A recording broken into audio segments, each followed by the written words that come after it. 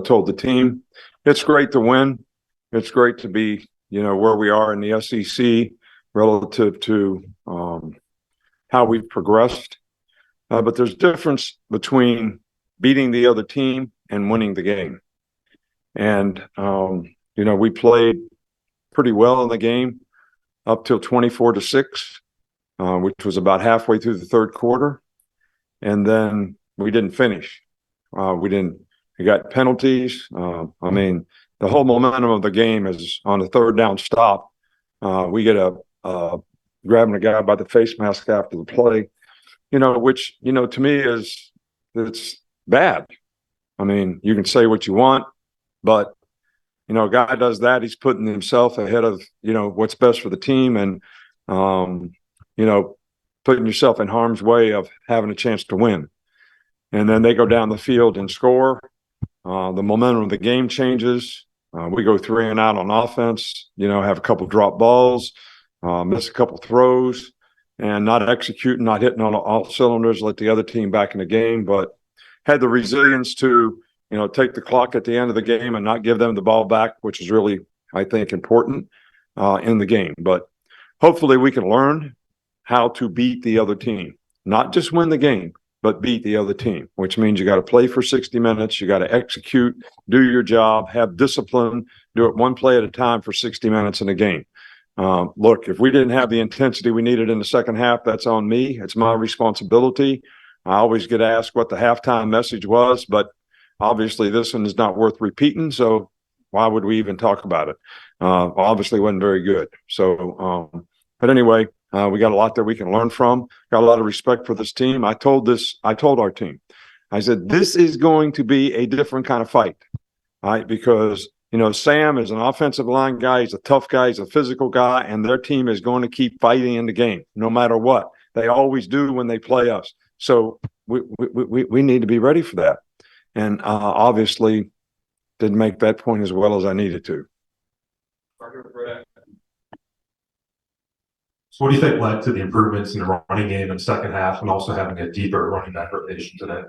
Well, we ran the ball really well the first time we had it in the second half. We had 3 or 4 really good runs.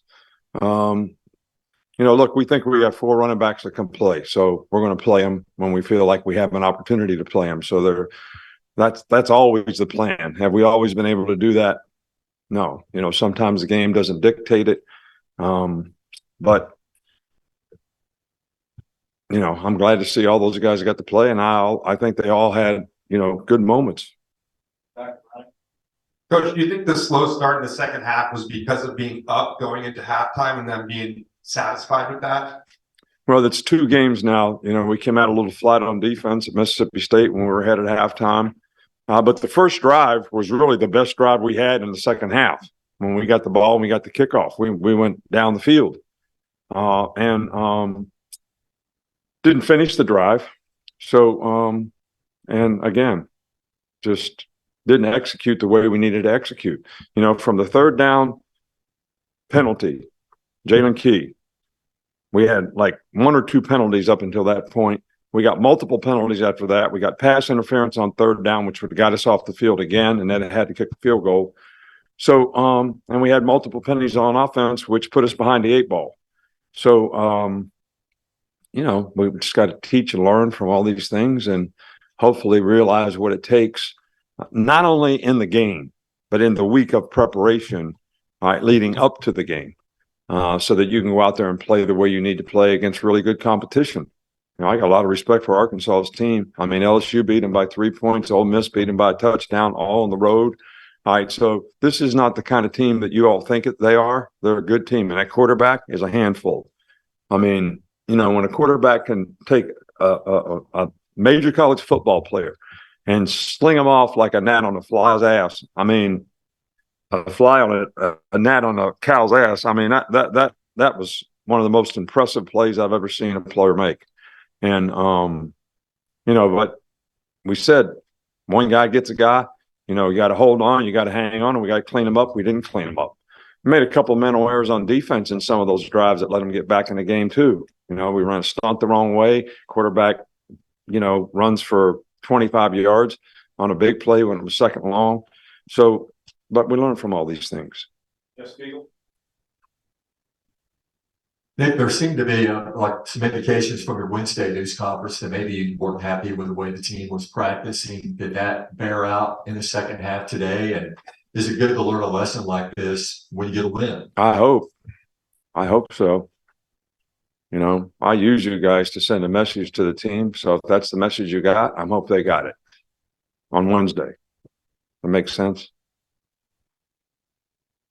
So it wasn't like I was just trying to lie to you all. I don't really lie. I try to be an honest person, tell you like it is. Don't always tell you everything you want to know, but sometimes. Hey, Kelly. Questions? Sometimes the pass protection was there in terms of giving Jalen the time he needed for those deep balls. Sometimes it wasn't. What do you think it needs to take for it to get more consistent overall? Well, we make some mental errors. We don't fan the first sack of the game. We fan it to the left tackle and fan. Guy runs in there unblocked, sacks the quarterback. A couple times a day we got beat physically. I mean, their rusher just beat our guy. But we have to handle pressure better. I mean, we have to be able to handle pressure and stunts better. I mean, this was a big boundary pressure team.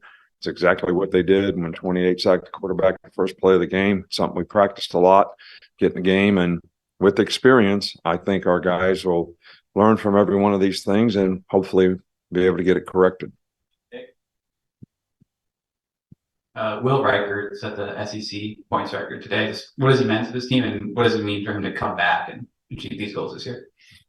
Well, I'm extremely happy for Will. Honestly, I don't really keep up with those types of things, but really happy for him. You know, he has been probably as good a player at his position, even though he's a specialist, as anybody that we've ever had here. And he's even a better person.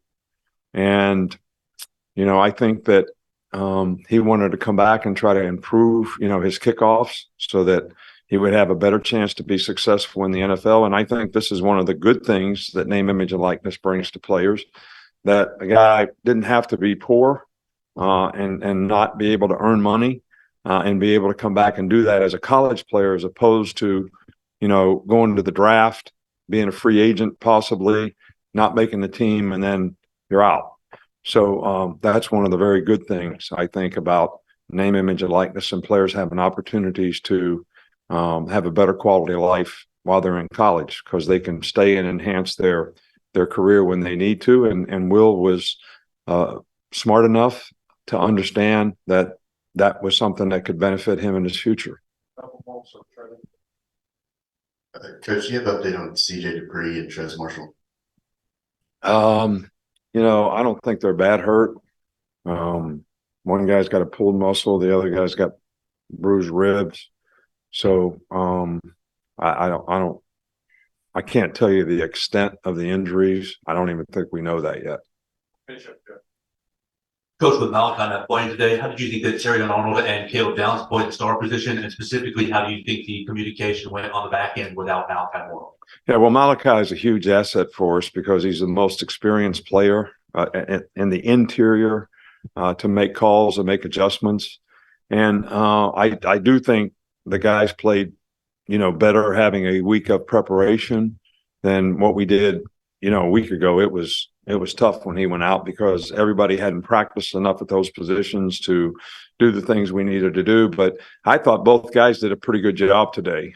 We actually played Caleb when they were in what we call silver people, which is 12 personnel, 2 tights and 2 wides. We played Caleb at star, a little bigger guy, a little more physical against the runs. And when we played against 3 wideouts or more, we played nickel, where Terrion was, you know, the star. So, and you know, I think Christian Story stepped up and did a pretty good job out there. Number 9 did a pretty good job. Trey did a pretty good job for us. So those guys were able to take advantage of their opportunities. We're hopeful. Malachi actually even went out and warmed up today. We weren't going to play him in the game, but he's getting close. So hopefully he'll continue to make progress. Thanks, Coach. All right. Thank you. Appreciate it. And hey, it was great. Great homecoming crowd, great enthusiasm. I think the enthusiasm that the crowd showed at the end of the game was really helpful to the team. It affected them a little bit. We got a big sack that got us the ball back. And then we were able to take the air out of it. So appreciate the crowd. Thanks.